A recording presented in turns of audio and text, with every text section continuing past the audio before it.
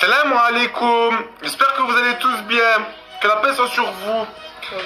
Cette vidéo-là, à mon avis, elle va mériter une fatwa sur ma tête. Et je suis sûr qu'une coalition sunnite, chiite et coraniste va s'ériger pour essayer de me tuer suite à cette vidéo. Ouais. Et bon, c'est des prophéties qui vont arriver, qui arriveront, et c'est comme ça et pas autrement, et ce sera une preuve pour tout le monde dans le futur. Khalas. Alors, sourate 4, 171, 171, on peut lire ceci. Ya Ahlul Kitab, Ya Ahlul Kutub, aux gens des Écritures, La ta'ulu ou La ta'alu fidinukum. Ne transgressez pas dans votre religion, ou ne vous enorgueillissez pas dans votre religion. وَلَا تَقُولُوا عَلَى اللَّهِ إِلَّا الْحَقَّ. Et ne dites sur Allah, et vous ne direz sur Dieu rien, entre parenthèses, sauf la vérité, la justice. Ô gens des Écritures, vous ne vous orgueillissez pas dans votre religion et vous ne direz sur Dieu rien du tout si ce n'est la vérité et la justice. Et ce passage, donc ça c'est le début du verset, de ce verset-ci. Et étrangement, ça me fait penser à un verset biblique, oui, dans Jacques. Au premier chapitre, verset 26, si quelqu'un croit être religieux, dinukum, religieux, sans tenir sa langue, wala taqulu, mais trompe son cœur, la religion, dinukum, de cet homme est fausse. Incroyable, n'est-ce pas? Continuons le verset. Alors, continuons la suite du verset. On peut lire Innam al-Masih Isa ibn Maryam.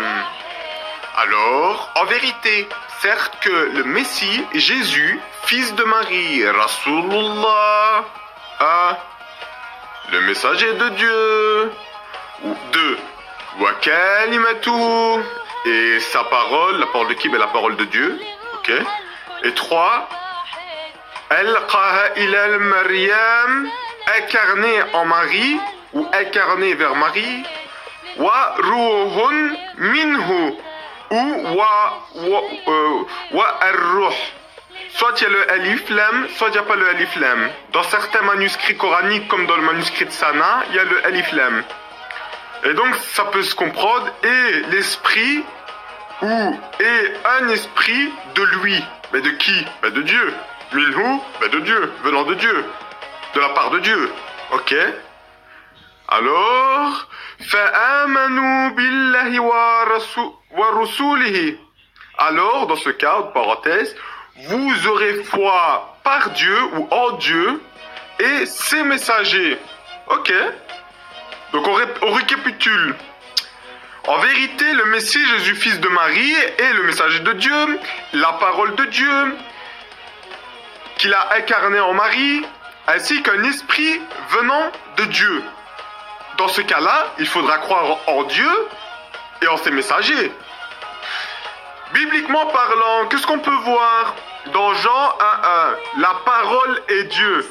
Comment? La parole est Dieu? Donc si Jésus est la parole de Dieu, c'est que Jésus est Dieu. Ok? Matthieu 1.18, Marie enseigne de Jésus par l'esprit.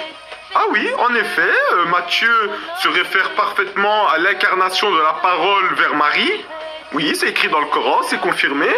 Jean 6.57, le Père vivant m'a envoyé, donc a fait de moi un messager. Oui, effectivement, Jésus est bien un messager, Rasulullah.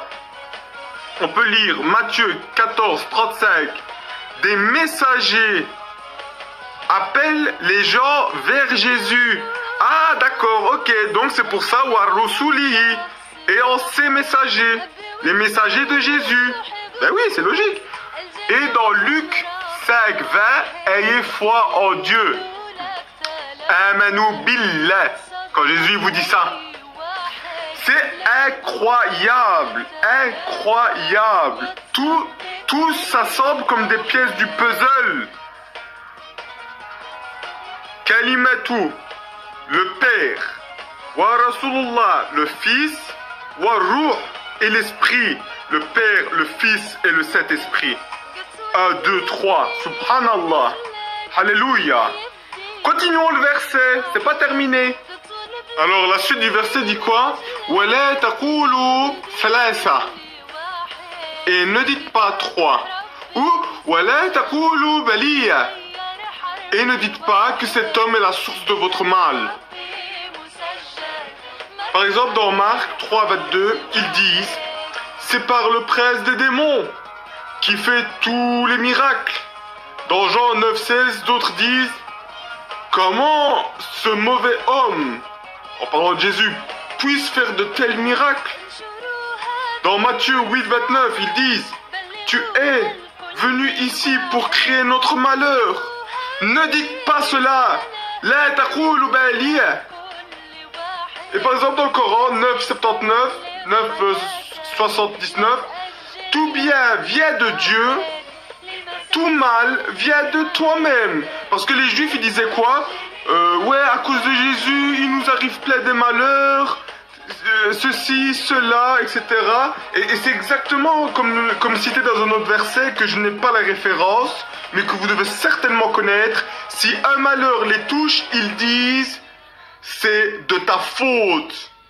Vous voyez, il ne s'agit pas de la Trinité dans ce verset, mais plutôt du fait de dire que cet homme est la source du mal. C'est à cause de cet homme qu'il nous arrive tous les malheurs. En fait, le mot baliya ne trouve ni plus ni moins que sa définition dans ce verset que je n'ai pas trouvé la référence malheureusement. Et je vais vous montrer un autre petit truc, Inch'Allah. Baliya, objet usé et vieux. En somme, comme les gens ils disaient sur Jésus, ouais, c'est quoi cette mauvaise personne? Quelque chose d'usé, quelque chose de vieux, quelque chose de mauvais, quoi. De pas de très bonne qualité. Ou alors, deuxième définition, homme qui est la cause de quelque mal ou quelque malheur. Vous voyez, ça fonctionne tout à fait bien au contexte du verset et même des autres révélations. Allez, c'est un petit peu trop de coïncidence à mon goût, hein. Et la suite dit abstenez-vous d'une telle parole, de dire que les prophètes de Dieu, ou même que Jésus, fils de Marie, est la source de notre mal. Car c'est mieux pour vous de ne pas parler ainsi. Donc la suite du verset 471. Bon, si à partir de maintenant vous avez failli vous arracher les cheveux, alors là vous allez vous couper la tête et vous tirer une balle dans la tête, hein, c'est certain. Hein. Voilà ce qu'il a écrit. Innamallahu ilahun wahid. En vérité, certes que vraiment, Dieu est une divinité. Ah bon? Unique? Ok. Subhanahu, gloire à lui. Ok. Inna yakuna lahu walad. Oh, quoi? Certes, il est pour lui un fils. Ben qui? Ben celui qu'on parle dans le verset, Jésus. Ben Jésus, c'est Rasulullah, kalimatu, ruh minhu, waladun lahu. C'est incroyable ce que Jésus il est. Hein? C'est pas incroyable. Et c'est quoi la référence biblique? Luc 1, 35, l'ange dit à Marie, le Saint-Esprit viendra sur toi et la puissance du Très-Haut te couvrira de son ombre. C'est pour ça que le saint enfant sera appelé fils de Dieu. Ah, mais ceci explique donc cela. Tout est clair. Tout est très clair maintenant. Voici la fin du verset.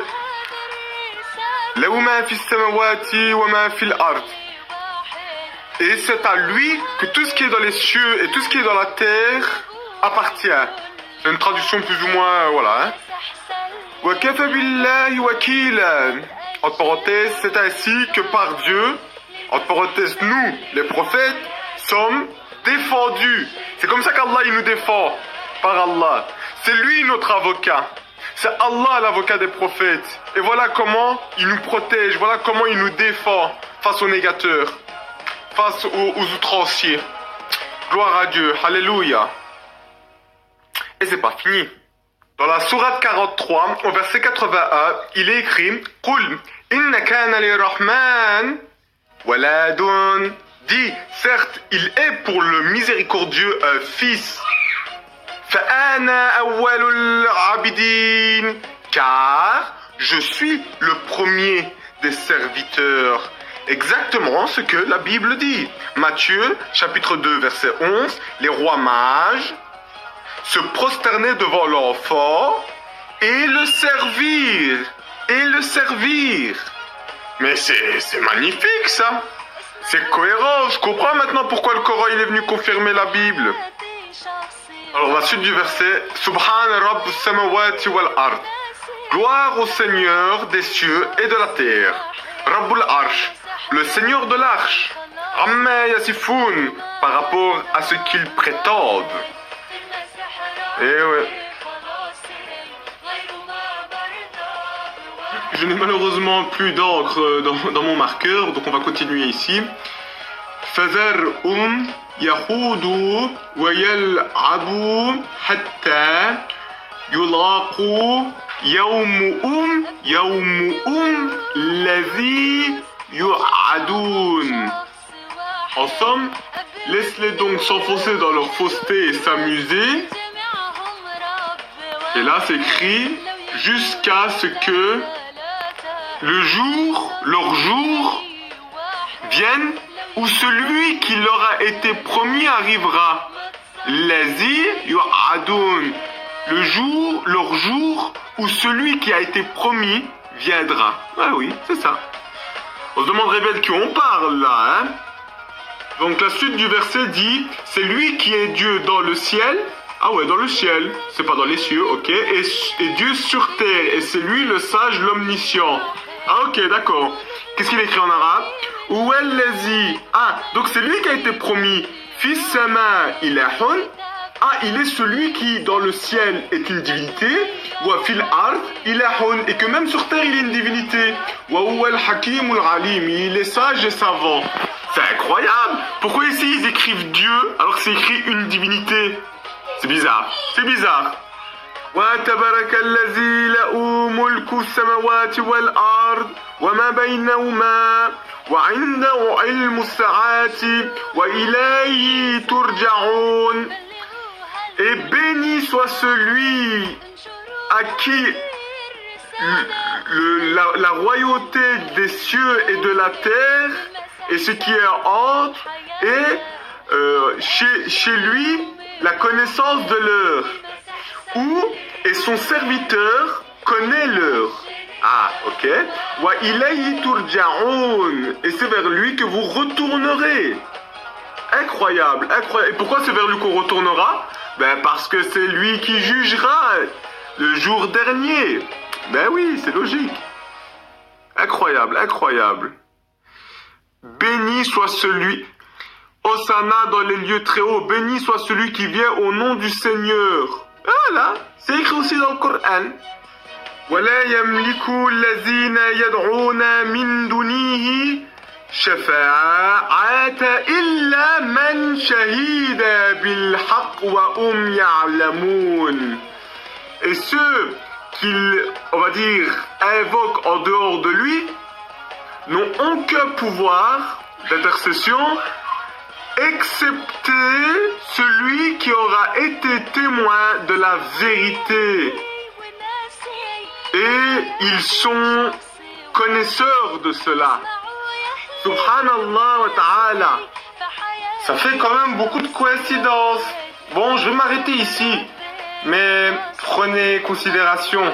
En réalité, j'ai rencontré Jésus et il m'a donné une mission.